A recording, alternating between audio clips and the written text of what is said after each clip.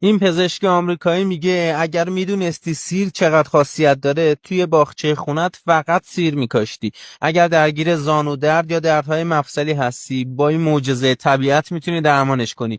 فقط کافیه یک سیر رو خرد کنید، داخل ظرف بریزید و یک عدد پیاز رو هم به صورت حلقه‌ای برش بدید و سپس پوست یک زنجبیل رو بگیرید و تکه تکه کنید و هر 3 مورد رو داخل ظرف شیشه‌ای بریزید و بهش روغن زیتون اضافه کنید. در این ظرف رو ببندید و یک ظرف دیگر رو روی گاز قرار بدید و یک پارچه درونش بذارید. سپس ظرف حاوی روغن رو درونش قرار بدید. ظرف رو پر از آب کنید تا تبخیر آب باعث بشه این روغن خاصیت ضد التهابیش به شدت بالا بده.